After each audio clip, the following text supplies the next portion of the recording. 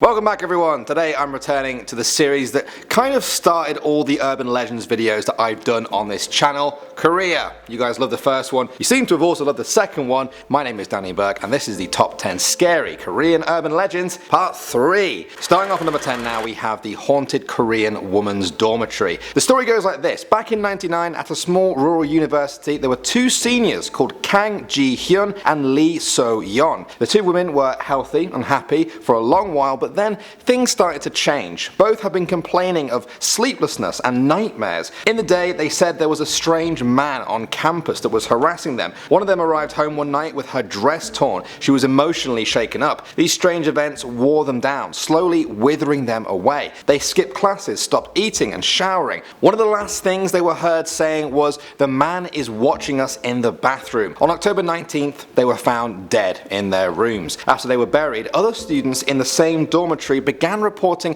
mysterious sounds. Doors were being knocked on and doorknobs turned from the outside. Whenever people went to investigate though, there was nobody there. Lights began exploding on the ceiling, glass would crack on the windows. Then the sightings began. Students reported seeing two girls claiming to be Ji-hyun and So-yeon walking around the campus. As people went to investigate, the girls would naturally disappear. These days people say the ghosts have spread to other universities in the area, but nobody has ever been able to figure out what exactly happened to the girls and who that strange man was. Moving on to number 9 now, we have Hong Kong Grandma. This is a really creepy story told around some parts of Korea. It originated in the 1980s and has terrorized children ever since. Children were so frightened that they refused to go anywhere or stay alone after this story. Legend says there was an old lady who used to take the plane to Hong Kong with her cat to visit her grandson. On one particular trip the plane crashed. Both the grandma and her cat died. Her spirit was restless because she was so devastated about dying before she got to see her son one last time. They say that in this grief the cat's spirit and the grandma's spirit fused together. The resultant ghost was a sort of hybrid of the old woman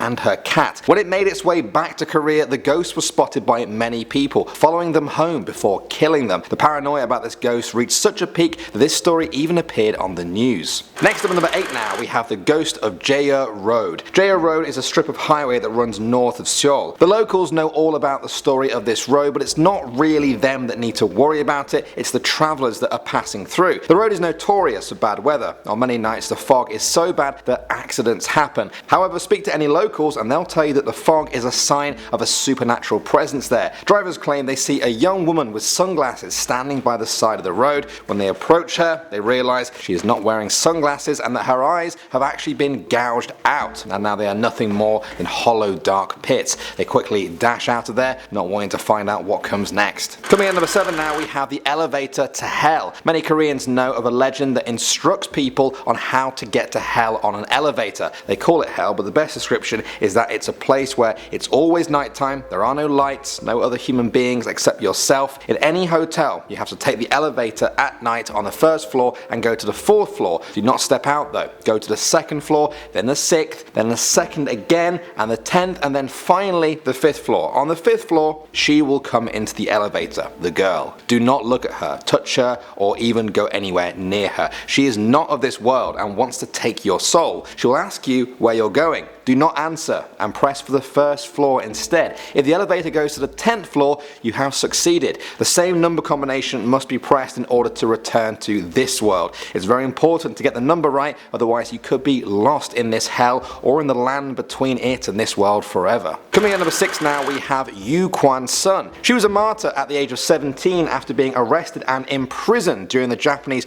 occupation of the country while protesting for independence. Now, due to her famous story and her bravery, many classrooms around Korea and on school campuses have her portrait or statue on display. Because of this, many stories have arisen about those items, and apparently they're haunted. Legend says that on March 1st every single year, the night of Independence Movement Day, her statue will walk around the schools and will be chanting "Korea Independence forever." If that's not enough, it's also told that if you say her name at a portrait of her on this night, her eyes will slowly move to meet your gaze. really creepy. Moving on to number 5 now, we have Bunshinsaba. This is a creepy game that originated in Japan but has since spread to Korea, partly because of stories of it going very wrong. The Japanese name is Kokuri-san, and it's been compared to like a Ouija board sort of game, and I'm sure many of you guys have heard stories about that. The game needs a partner, a pen, and a piece of paper. First, take the pen with your partner and draw a circle. Then you say, Bunshinsaba, Bunshinsaba, come to me please. Then you should feel a presence. You should ask, are you there? If the spirit wants to communicate with you, the pen will start to move. You can continue to ask things, but do not take your hand off the pen until it's all over. Do not break the pen or tear the paper, otherwise the spirit will curse you. You really don't want that. Coming at number 4 now, we have the drugs. Now I found this one on Wattpad. It's a personal story told by a user known as JAYU the Queen. This is what she said in her own words. I heard this story before when I was a kid, but it still gives me the chills. In Busan, there was one house that was forbidden to rent or even go to because in that house were people who had died. There was a loving father there once, a loving mother, and 8 kids. One day though, the father tried drugs to ease the stress of his life. He began to become more abusive to his family until one day his rage made him kill all of his children and his wife. In a panic, he put their bodies in a closet. 5 years later, a woman rented the house. She reported feeling cold hands on her neck and hearing children shouting, "Help us, please have mercy."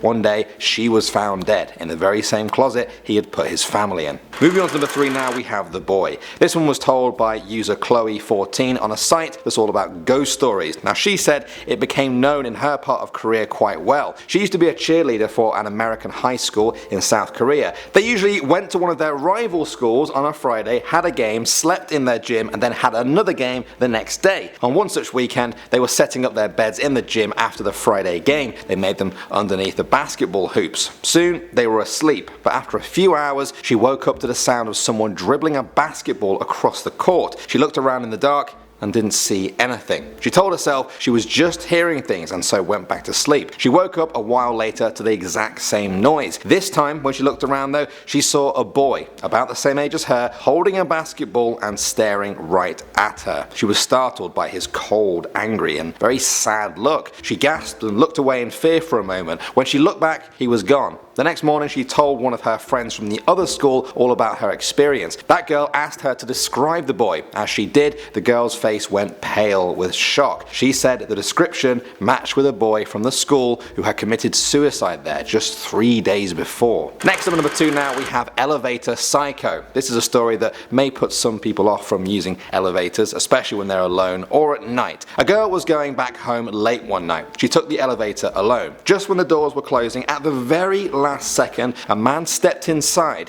It was almost as if he had done this before. He looked middle-aged but generally nondescript. The lights flickered in the elevator. There was a slight bump. Suddenly, he broke the silence, asking her, "You live on the 13th floor?" The girl wasn't really expecting any question and she stumbled.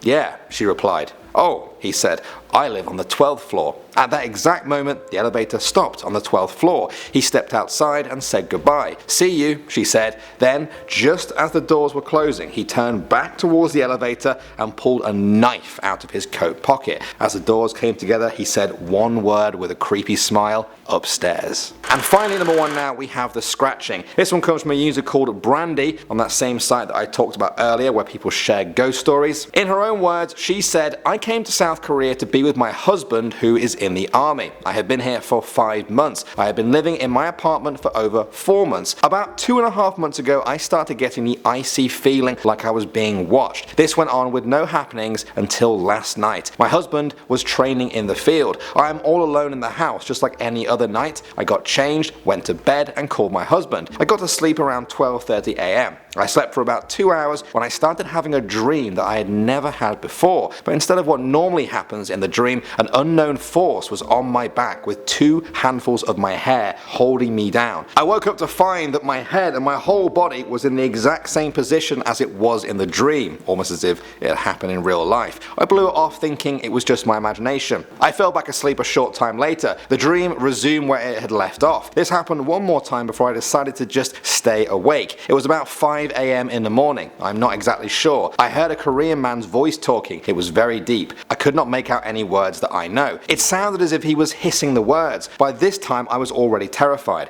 I heard knocking and the chairs being scooted around. This went on for about an hour. Then it started scratching my walls. It started soft and short at first. I ignored it until it got harder and louder, increasing a lot every time. Finally, I could not take it anymore. It felt like my heart was going to burst. It was beating so hard. I got up and turned on all the lights in the house. It stopped. I got dressed and looked around to find all my chairs had moved. Little things were moved, and then I saw the scratch marks on the wall. It was about 6:30 a.m. in the morning when I left. I'm looking for another apartment now. There is no way I'm going to stay there and let it keep getting worse and more violent. Alright guys, that, as you can clearly see, were some more Korean urban legends. Where shall we go next in the world? Shall we do a part 4 to that? Leave your suggestions in the comments section below. Thanks for watching as always guys, my name is Danny Burke and I will see you all in the next video.